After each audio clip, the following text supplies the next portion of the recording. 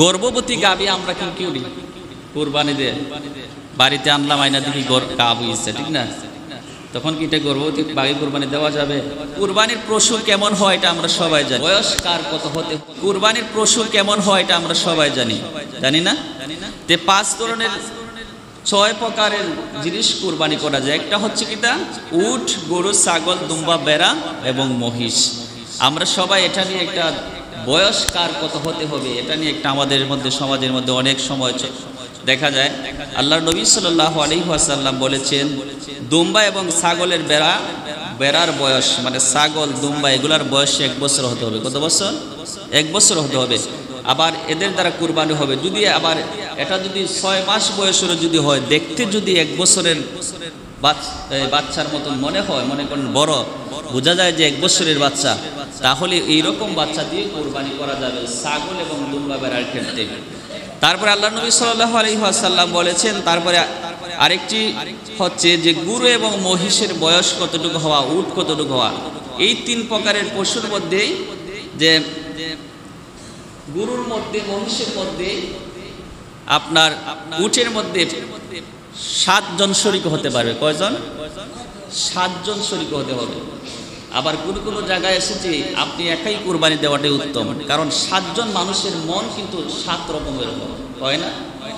এই 7 জন মানুষের ভিতরে একজনের মনে চিন্তা থাকতে পারে যে আমি কম পারি বেশি পারি, যাহি দিয়েছি 1 অংশ কুরবানি দিয়েছি কার জন্য? আল্লাহর জন্য। আর এক ধরনের মানুষের থাকতে পারে যে আমি 1 অংশ কুরবানি দিয়েছি খালি গোশত খাওয়ার জন্য। আছে কিনা নাই? ওই যে একজনের এইরকম মন মানসিকতা থাকার কারণে আপনার কুরবানিটাও দুরস্ত হতে পারে না, নষ্ট হয়ে যেতে পারে। সেই জন্য আপনি যতটুকু পারেন আপনি একা কুরবানি দেওয়ার চেষ্টা করবেন। কিন্তু আমরা স্বচ্ছলতার কারণে আমরা কি করতে পারি না, কুরবানি একা করতে পারি। আর গরু মহিষের বয়সটা নিয়ে যে আপনি গরু এবং মহিষের বয়স 2 বছর হতে হবে। আবার অনেকে কয় যে বাজারে গিয়া 2 বছর হয়েছে, 2.5 বছর হয়েছে, দাঁত পড়ছে না, ওই যে অনেকে কয় যে কুরবানি হইতো না। এটা কোনো কথা না, বয়সটা দেখতে হবে। কি করতে হবে? বয়সটা দেখতে হবে 2 বছর পূর্ণ হয়েছে কিনা। আর উটের ক্ষেত্রে 5 বছর হতে হবে। উটের কয় বছর? 5 বছর হতে হবে। দাঁত পড়া কোনো এটা কিনা। আবার অনেক আছে যে মানুষে এমন দুর্বল পশু কুরবানি দেয় যে এই পশু কুরবানির যোগ্য না। রাসূল পাক সাল্লাল্লাহু আলাইহি ওয়াসাল্লাম বলেছেন, এমন পশু তুমি কুরবানি দাও যাতে এই কুরবানির পশুটা যেন হেঁটে কি করতে পারে, সচ্ছল হয়, হেঁটে এক জায়গা থেকে আরেক জায়গায় যেতে পারে। অনেক মানুষ দেখা যায় গরুর ট্যাং আছে 4টা, একটা নাই, একটা কোনো মতে চলে, কিন্তু এটারে কুরবানি দেয়। এটা কুরবানি হবে না। ফিকহের কিতাবের মধ্যে হেদায়ের মধ্যে এসেছে, যখন গরু কুরবানি করবেন 4টা ট্যাঙ্গের মধ্যে যদি একটা ট্যাঙ্গ যদি কুড়ার উপরে একটুও ভর না দিয়ে চলতে পারে, তাহলে এইরকম গরু কুরবানি করা যাবে না। অন্তত তার যদিও সমস্যা হয়, কিন্তু একটা ট্যাঙ্গ যেন সে কি করতে পারে, কুড়ার উপর ভর দিয়ে যেন সে একটু এক জায়গা থেকে আরেক জায়গায় যেতে পারে, ওই রকম গরু হলে কি কুরবানি দেওয়া যাবে।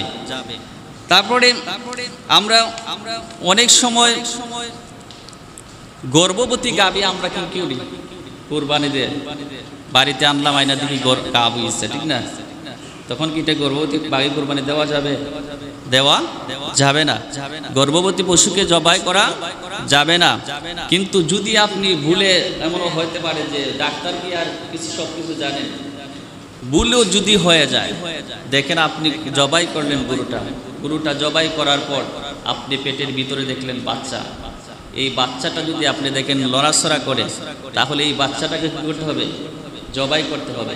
জবাই করে এটার গোশত যদি আপনি কানতে খেতে পারেন, আবার যদি মনে করেন জবাই না করবেন, তাহলে কোনো গরিব মানুষকে সেটা আপনি কি করতে পারেন? দান করে দিতে পারেন। এটার গোশত খাওয়াও যাবে। কিন্তু যদি ভুলে আপনি ইচ্ছা করে কোনো গাভী যদি আপনার কি হয়, গর্ভবতী হয়, এই গাভীকে কখনো কি করা যাবে না, কুরবানি করা যাবে না। এরকম অনেক প্রশ্ন আছে যে আমরা দেখেছি কুরবানির গোশত বন্টন করার সময়, এটা তো আমরা সবাই জানি যে 3 ভাগ করে 1 ভাগ নিজের জন্য রাখবো, আর 1 ভাগ গরিব মিসকিনদেরকে এবং 1 ভাগ আত্মীয় স্বজনদের মধ্যে